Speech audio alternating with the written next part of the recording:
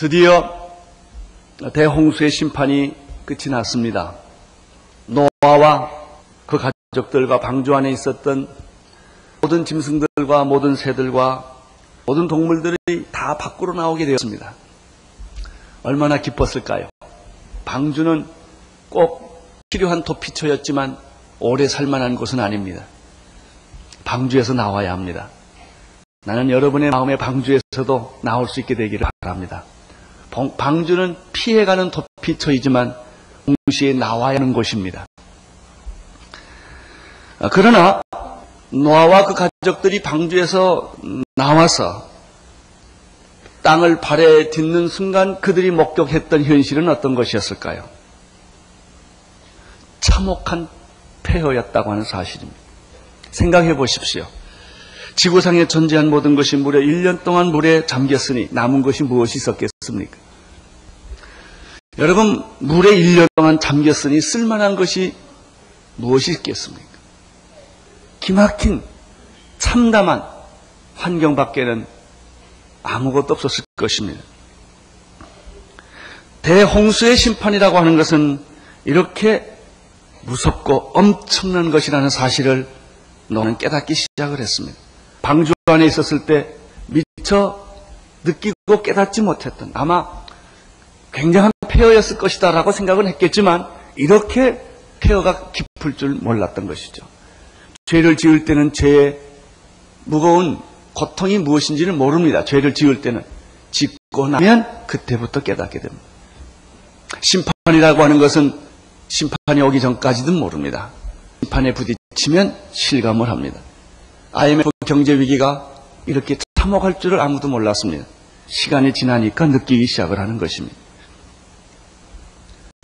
이러한 기막힌 절망과 폐허 속에서 노아가 생각하는 것은 무엇일까요? 하나님입니다.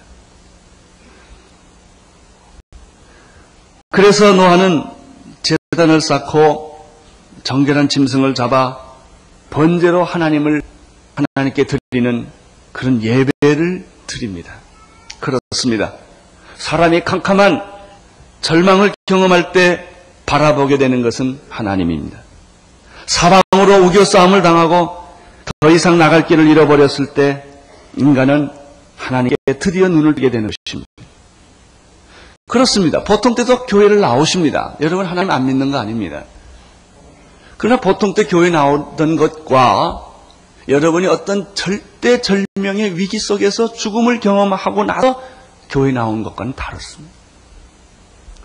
남자들은 군대를 대충 갑니다마는 군대 가서 들어가는 날 첫날부터 기합을 받고 정신없이 뺑뺑 돌리고 겁을 먹고 아주 파죽음이 되던 첫 주일날 예수 믿는 놈들 나와! 그래가지고 일로 딱 세워서 이제 교회를 보냅니다. 교회를 투복투복 할 때 교회만 봐도 눈물이 납니다. 뭐 설교 들을 거 없어요. 그냥 교회 들어가서 의자에 딱딱한 의자에 앉은 순간부터 예수 잘못 믿었던 거 다 회개하고 그냥 감격의 예배를 드리기 시작하는데 아무리 설교 잘못해도 그때는 은혜 받게 돼 있어요. 왜 그럴까요? 내 상황이 절박하기 때문에 그런 것입니다. 노아는 기막힌 그 폐허, 그가 발견한 세상은 참혹한 현실이었어요. 남는 것은 하나도 없는, 아무것도 없는 그런 절망 속에서 그는 하나님께 제단을 쌓게 되었는데 그가 쌓는 제단은 진실한 것이었을 것이다. 농담이 아니었을 것이다. 그건 지금 우리 교회 적당히 나와도 되고 안 나와도 되는 그런 예배가 아니고 내가 하나님 앞에 나오지 않으면 죽을 것만 같은 그런 간절한 예배요. 전심으로 드리는 예배였을 것입니다. 하나님의 도움과 간섭 없이는 한순간도 살 수 없다는 사실을 깨닫고 드리는 예배는 보통 예배와는 다른 것입니다.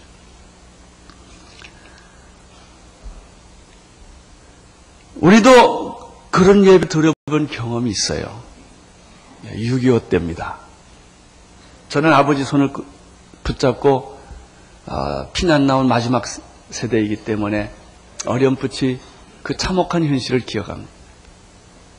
저희 가정은 아무것도 없었습니다. 피난민 가족이었습니다.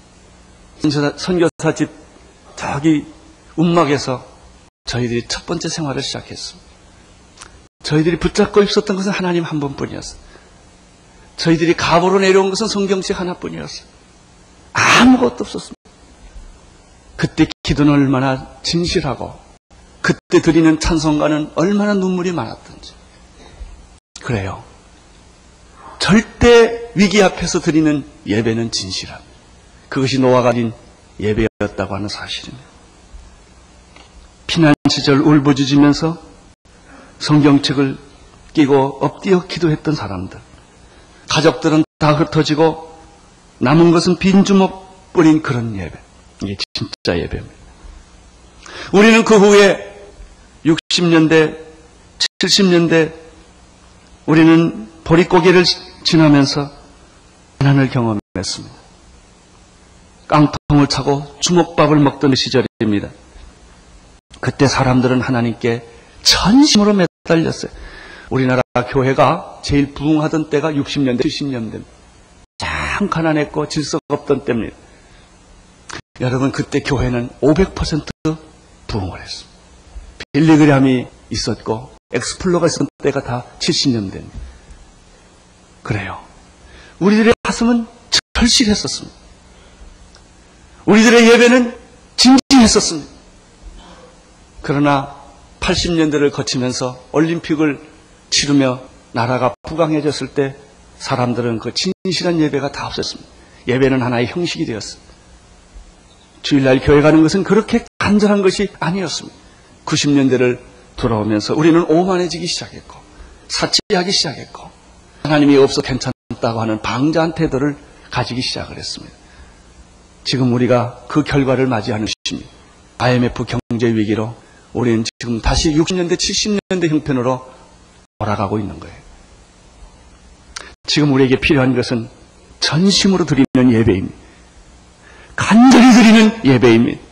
하나님을 찾고 찾는 그런 몸부림이 지금 우리에게 필요합니다.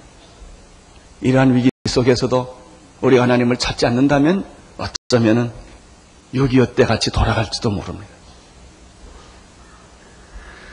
오늘 여기서 우리가 배우는 메시지는 무엇입니까? 하나님께서는 자기를 찾는 자를 거절하지 않고 받아들인다고 하는 사실입니다.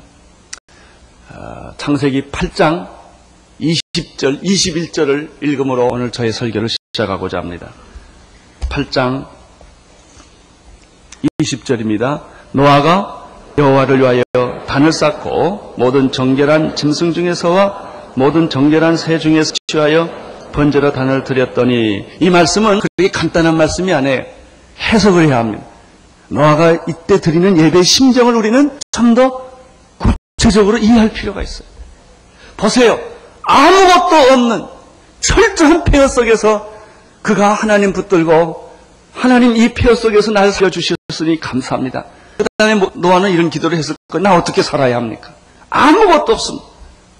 생존한 사람은 우리 가족인데 이제 어떻게 살아가야 합니까? 이런 기도를 그가 드리면서 이 예배를 드렸을 거예요. 21절 보십시오. 21절 시작. 그 중심에 이르시되 내가 다시는 사람으로 인하여 땅을 저주하지 아니하리니 이는 사람의 마음에 계획하는 바가 어려서부터 악함이라. 내가 전에 한 것 같이 모든 생물을 멸하지 아니하리라. 여러분, 모세는, 이 노아는 이렇게 간절히 하나님 앞에 제단을 쌓았을 때 하나님이 오신 거예요. 할렐루야. 그의 예배를, 그의 기도를, 그의 간절한 제사를 하나님이 허용하셨다. 하나님이 기쁘시게 받으셨다. 여러분, 예배는 하나님의 마음을 바꾸게 해요. 그래서 보십시오. 그 중심에 이르시되 내가 다시는 사람으로 인하여 땅을 저주하지 아니하고 사람을 심판하지 않겠다. 하나님의 마음을 바꾸세요. 예배는 하나님의 마음을 바꾸게 합니다. 간절히 드리는 예배는 여러분의 운명을 바꾸게 합니다. 와서 적당히 졸다 들어가는 예배는 여러분의 인생을 바꾸지 못할 것입니다. 하나님의 마음을 바꾸지도 못할 것입니다. 그러나 생명을 걸고 드리는 예배, 진심으로 드리는 예배는 하나님의 마음을 바꾸게 합니다. 내가 너를 저주하지 않고 축복해 주겠다. 다시는 심판하지 않겠다. 라는 축복으로 변하는 것입니다. 나는 오늘 여러분이 드리는 이 예배가 하나님의 마음 움직이는 예배가 되기를 원하며 여러분의 인생의 미래를 바꾸는 그런 축복의 예배가 되기를 축원합니다. 하나님은 노아와 그 가족들을 축복해 주시기를 원하셨습니다. 그 예배 때문입니다. 그 제사 때문이었습니다. 9장 1절을 보십시오. 9장 1절 시작.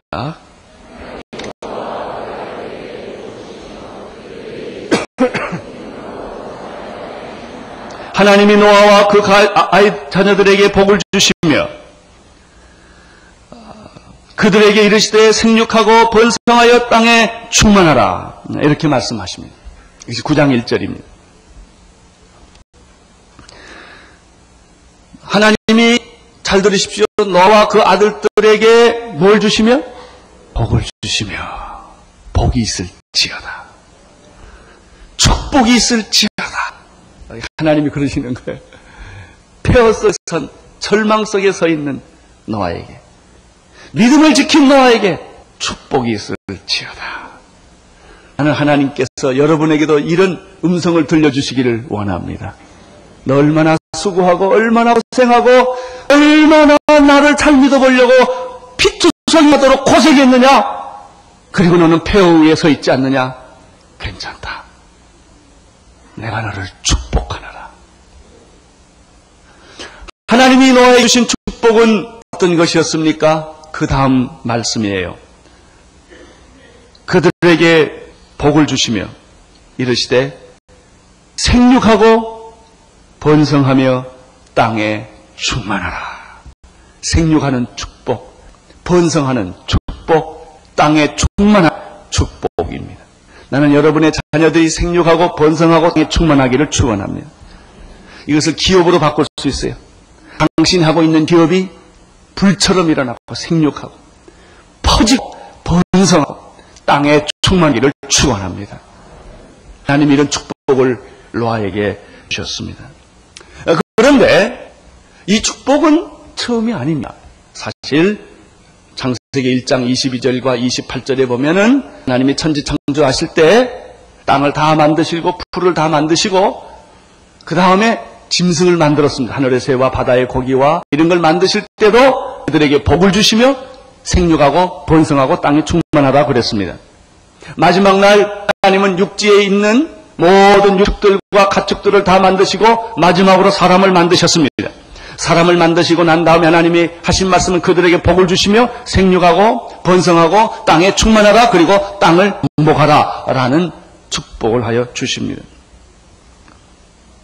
여러분, 하나님의 축복은 무엇입니까? 복을 주시며 생육하고 번성하고 땅에 충만하라는 원리입니다. 오늘 그 축복이 나는 여러분에게도 다시 정말 임하기를 바랍니다. 그러면 창세기 주었던 그 축복을 노아 홍수가 지난 다음에 하나님이 다시 주시는 이유는 무엇일까요? 그것은 내가 너를 잊지 않았고 버리지 않았다라는 뜻입니다. 내 약속은 유효하다. 내가 너에게 처음 줬던 약속은 인간이 죄를 지어 심판을 받았지만 축복은 계속된다. 나는 내가 한 약속은 신실하다. 내가 한 약속은 변함이 없다라는 말입니다. 사랑하는 성도 여러분, 변하는 것은 인간이 변하지 하나님은 변한 일이 없습니다. 하나님이 여러분에게 주시는 축복은 변하지 않습니다. 약속은 변하지 않는 것을 믿으시기를 바랍니다. 최초의 아담과 이브에게 줬던 약속은 계속된다. 얼마나 놀라운 일입니까? 그 사실을 확인했을 때 얼마나 우리에게 용기와 격려와 그리고 축복이 되겠습니까? 그러면 노아 창조 때 주었던 축복과 노아 받은 이 축복은 말은 똑같은데 어떤 차이가 있는가? 2절을 보면 약간 그 축복이 수상하다는 사실을 우리는 알게 됩니다. 2절입니다. 2절 시작. 땅의 모든 짐승과 공중의 모든 새와 땅에 기는 모든 것과 바다의 모든 고기가 너희를 두려워하며 무서워할 수 이들은 너희 손에 붙였습니다. 창조 당시에는 2절이 필요가 없었습니다. 인간과 짐승들 사이에 갈등이 없습니다.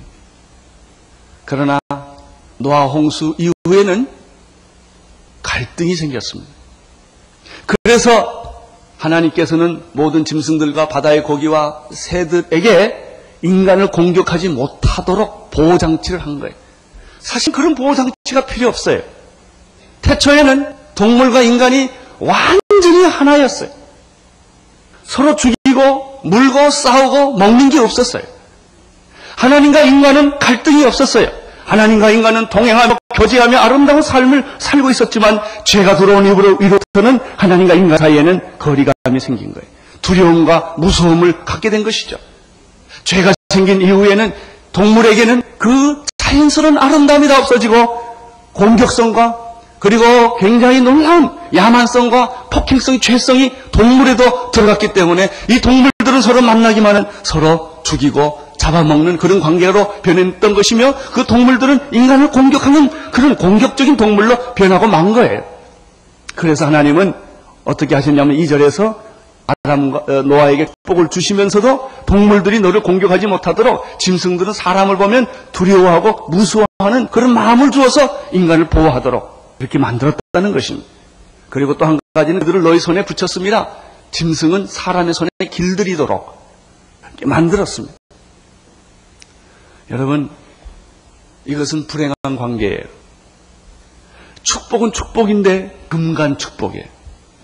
왜 그런 거 있잖아요. 어떤 좋은 물건이 있는데 누가 깨트렸어요. 그래서 붙여놓긴 붙여놨는데 이미 깨지는 거예요, 이게. 여러분, 창세기에 나오는 생육하고 번성하고 땅에 충만하라, 내가 너에게 복을 주겠다는 것은 오리지널 축복이에요. 진짜 축복이에요. 그러나 축복은 계속되지만은 노아가 받은 축복은 금이 간 축복이에요. 뭐가 부자연스러운 거예요. 그래서 하나님께서 동물들에게 공격성을 막아주시고 사람들 손에 동물이 길들이게 함으로써 하나님의 그 축복이 유지되도록 만든 것이죠. 이것은 무엇을 의미합니까? 노아의 축복은 완전한 축복이 아니었다는 것이죠. 축복은 계속되고 있습니다. 약속은 계속되고 있습니다. 하나님은 신실하십니다. 여러분, 그러면 이런 축복이 천지 창조 때 하나님이 에덴 동산에서 주었던 그 축복은 언제 완성이 되는 거니까? 노아 때 완성되는 것이 아니라 먼 훗날 하나님의 아들 예수 그리스도께서 이 세상에 오셔서 인류의 모든 죄를 지시고 십자가에 못 박혀 죽으셨을 때 그를 통하여 메시아를 통하여 약속된 그 메시아를 통하여 이 완전한 축복이 회복된다고 하는 사실입니다.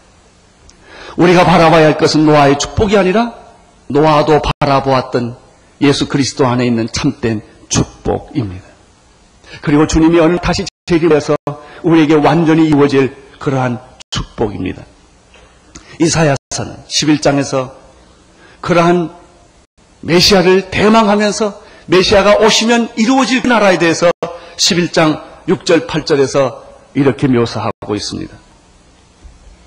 그때 여러분, 제가 읽을 때 상상을 하십시오. 상상을.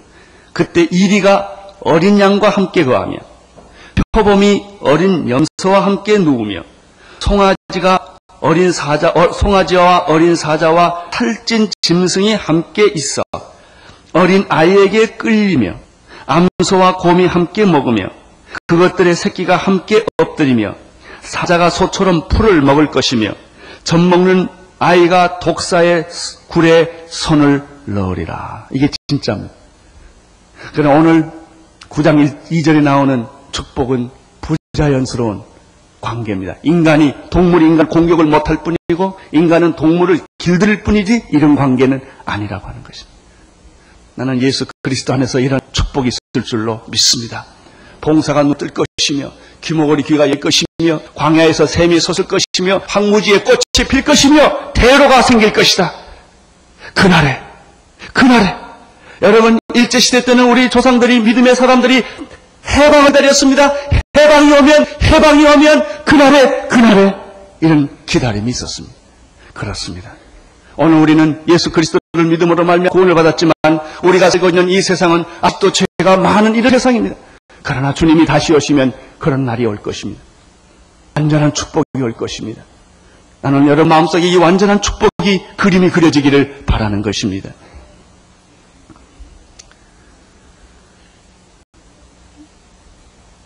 이것은 하나님께서 우리에게 예비하신 축복입니다. 그날에 우리에게 이러한 에덴 동산의 회복과 천국의 회복과 하나님 나라의 회복을 예수 그리스도로 말미암아 주어질 것입니다. 3절과 4절을 보시겠습니다. 3절과 4절. 시작. 무릇 산 동물은 너희의 식물이 될지라 예수같이 내가 이것을 다 너희에게 주노라. 그러나 고기를 그 생명되는 빛에 먹지 말 것이니라. 홍수 위에 하나님, 홍수 이후에 하나님은 축복을 주셨습니다. 내가 너희에게 복을 줄 것이다. 생육하고 번성하고 땅에 충만하라. 동물들이 너희를 공격하지 못하게 해줄 것이다. 짐승이 너를 잡아먹지 못하게 만들어 줄 것이다. 너는 동물들을 길들이게 될 것이다. 이렇게 함으로써 노아와 가족들이 살 수 있도록 길을 열어주신 것입니다. 두 번째는 하나님께서 노아와 그 가족들에게 음식을 주셨습니다. 옛날에 음식을 먹지 않은 건 아니었습니다. 그러나 새로운 음식을 주셨는데 3절에 보니까 그것이 육식동물이었습니다. 노아 홍수 이전에는 육식이 허락되지 않았습니다. 이게 특이한 것입니다. 고기 먹어도 된다 하는 것입니다. 이 말에 무슨 의미가 있는 것일까? 왜 하나님께서 무릇 산 동물을 너희 식물이 되게 해줄 것이다 라고 왜 이 말을 하셨을까 하는 것입니다. 그냥 동물을 잡아먹으면 됐지. 여러분은 창세기로 다시 돌아가야 합니다. 하나님 인간을 창조해 주셨을 때, 동물을 만드셨을 때 동물이나 인간이 먹어야 할 음식은 어떤 것일까? 1장 29절과 1장 30절에 그 인간이 최초에 먹는 음식의 설명이 나옵니다. 1장 29절을 같이 읽겠습니다. 시작. 하나님이 가라사대 내가 온 지면에 씨 맺는 모든 채소와 씨 가진 열매 맺는 모든 나무를 너희에게 주노니 너희 식물이 되리라. 그렇습니다. 하나님이 최초로 준 식물은 씨 맺는 모든 채소와 열매 맺는 모든 나무를 가지고 인간의 음식을 되도록 만들어 주신 것입니다. 30절을 보십시오. 또 땅의 모든 짐승과 공중의 모든 새와 생명이 있어 땅에 기는 모든 것에게는 내가 모든 푸른 풀을 식물로 주노라 하시니 그대로 되니라. 사람에게도 채소와 열매 맺는 나무를 줬고 동물들에게도 푸른 풀을 주어서 먹도록 했습니다. 여기서 조심할 것은 사람이나 동물은 동물을 먹지 않게 되어 있다는 것입니다. 동물을 먹으려면 어떻게 됩니까? 동물을 죽여야 합니다. 살인이 있었기 때문입니다. 죄가 없는 것에는 죽음이 없습니다. 죄가 없는 것에는 살인이 없습니다. 그래서 인간의 최초의 음식은 풀, 채소, 열매 맺는 나무를 가지고 인간이 풍성하게 완벽한 건강을 가지고 살 수 있도록 만든 것이죠. 사람의 본래 음식은 육식이 아닙니다. 채식입니다. 채식을 통해서 건강하도록 하나님이 만드셨습니다. 지금도 인간에게 필요한, 암에 필요한 모든 인간에게 필요한 가장 결정적인 중요한 모든 음식은 다 풀에 있습니다. 그래서 채식 연구가 많고 지금도 풀을 그렇게 많이 먹는 이유가 거기에 있는 것입니다. 육식을 먹으면 먹을수록 인간에게 해롭다는 것이 우리는 많이 알려져 있죠. 안 먹을 수는 없지만 육식은 그렇게 자연스러운 식품이 아닙니다. 왜냐하면 동물을 죽여서 먹는 것이기 때문에, 피를 흘려서 먹는 것이기 때문에 그렇게 처음부터 육식이 있었던 것은 아닙니다. 그러나 오늘 9장 2절에 보면은 홍수 이후에 하나님은 인간에게 제한적으로 육식을 허락해주고 있다는 사실을 알게 됩니다. 그래서 고기 먹는 것 때문에 너무 죄책감을 느끼지 말고 또 열심히 잡수시기를 바랍니다. 왜 하나님께서 육식을 이렇게 제한적으로 허락을 해주셨을까? 이 3절, 4절 문맥을 보면 쉽게 이해할 수가 있어요. 다시 한번 3절 보겠습니다. 무릇 물어 산 동물은 너희의 식물이 될지라라는 말은 되는 걸 내가 허락했다 그런 뜻입니다. 될지라 채소같이 원래 음식은 채소라는 거예요. 채소를 먼저 너희들 주식으로 했는데 죄를 짓고 인간이 심판 이후에는 내가 할 수 없이 육식도 허락할 수밖에 없게 되었다라고 하는 것은 마치 동물과 인간은 자연스러운 관계인데 죄를 지음으로 말미암아 동물이 인간을 공격하기 때문에 인간에게 동물이 자연스러운 관계가 아니라 두려워하고 무서워하는 관계를 만들어 주므로 인간을 보호하겠다는 말과 문맥을 같이 합니다.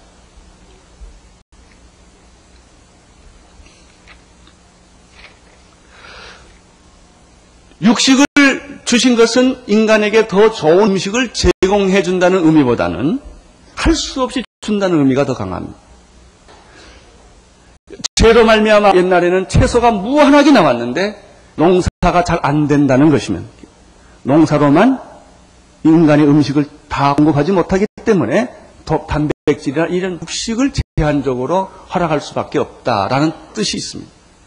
우리가 또 한 가지 몇 가지 뜻을 생각을 해보면 이미 동물들 속에는 죄성이 인간과 마찬가지 있기 때문에 살인과 죽이고 죽이는 잡아먹는 현상이 생겼기 때문에 그것을 제한적으로 허락하는 그런 의미도 생각해 볼 수가 있습니다. 또 한 가지 생각해 볼 것은 죄를 지은 인간은 먹는데 너무 관심이 많다나 하는 사실을 여기서 또 배울 수가 있습니다. 죄를 덜 짓는 사람은 음식에 대해서 그렇게 신경을 안 씁니다. 죄가 많은 인간은 음식에 대해서 개걸스럽게 먹습니다. 그래서 3절에서는 육식을 먹어도 된다라고 말하지만 4절에 가면 제한을 하고 있는 걸 볼 수가 있습니다. 먹긴 먹어도 고기를 그 생명이 되는 피째 먹어서는 안 된다 이거예요. 그러니까 고기 먹을 때 피를 다 빼고 먹어라 이거예요. 또 피는 먹어서는 안 된다 하는 구약의 논리가 나옵니다. 신약에서 이것이 다 무너집니다만은. 그러나 우리는 여기서 놀라운 하나님의 그 섬세한 인도하심을 발견하게 되는 것이죠. 피째 먹지 말라 하는 것과 또 피를 먹어서는 안 된다.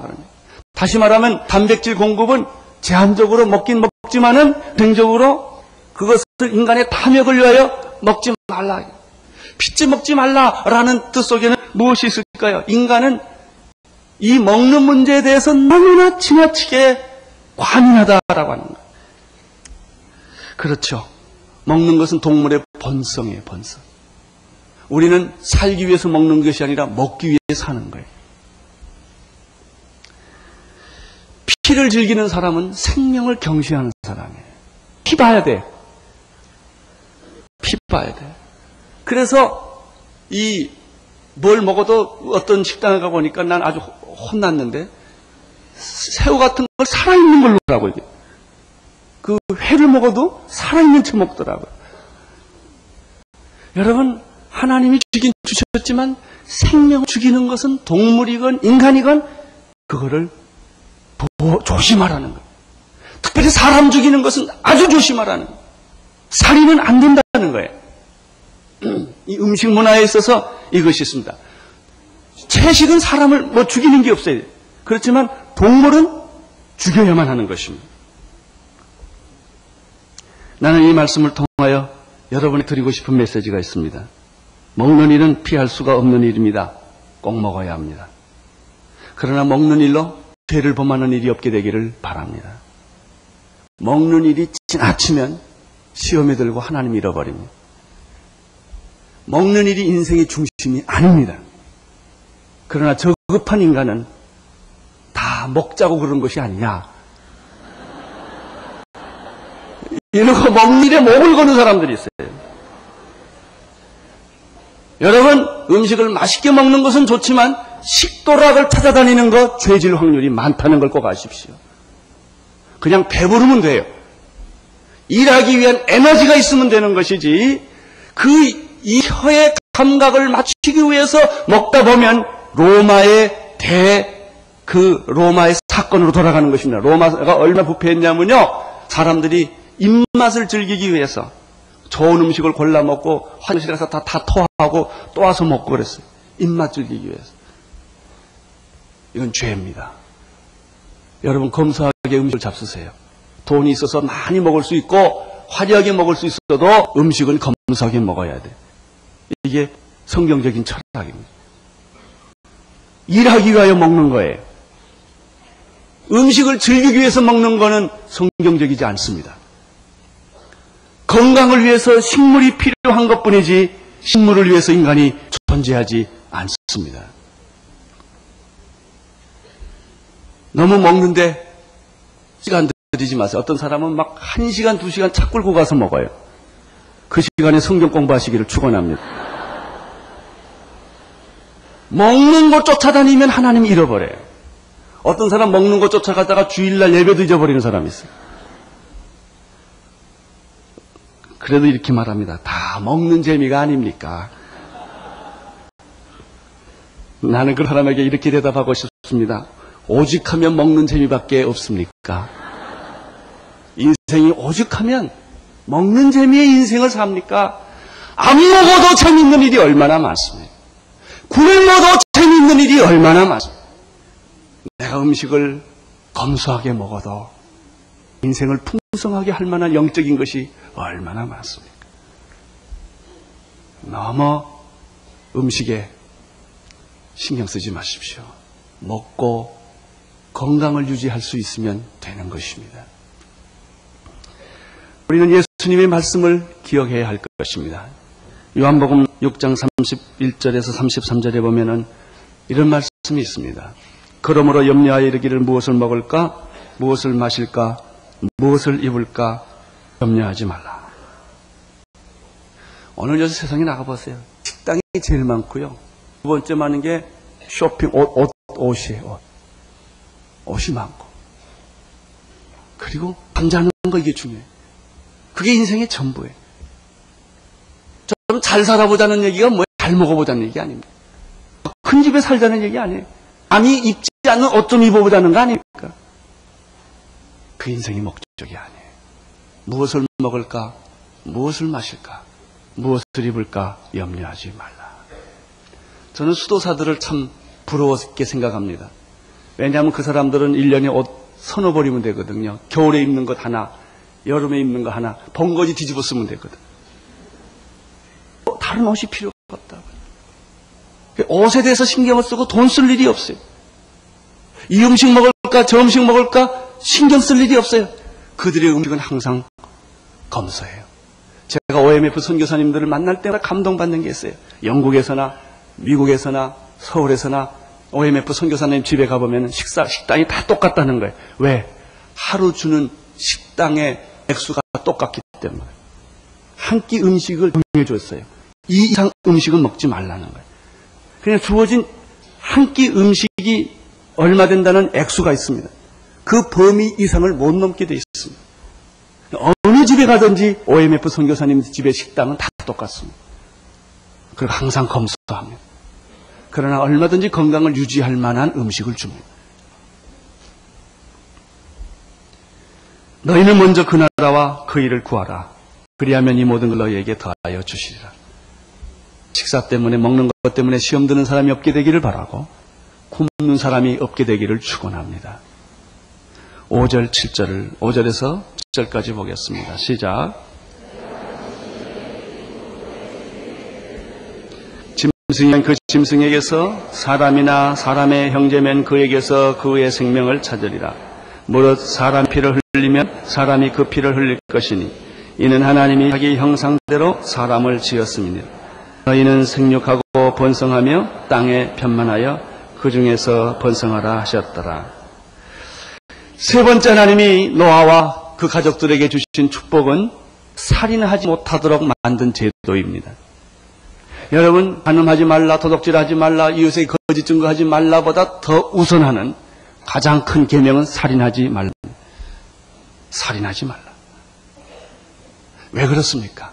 인간은 하나님의 형상으로 지음받은 존재이기 때문입니다. 그래서 노아 시대 이후부터 살인하지 않을 수 있는 방법은, 그 제도적인 방법은 살인한 사람이 그 사람 피를 흘리게 했다면 그 사람 피도 흘리게 해라. 구약의 제도는 사형 제도가 있었습니다. 죽여라 이런 거예요. 그 잔인한 제도가 아닙니다. 그것은 사랑의 제도요, 인간의 질서를 보호하는 제도였던 것입니다. 그렇게 함으로써 서로 죽이지 못하도록 누가 나를 때려서 오른쪽 이빨을 하나 빼면 당신은 그 다음날 꼭 가서 그 오른쪽 이빨 똑같은 걸로 뺀질 하나 빼라 이거였다. 그것이 해답이었어요.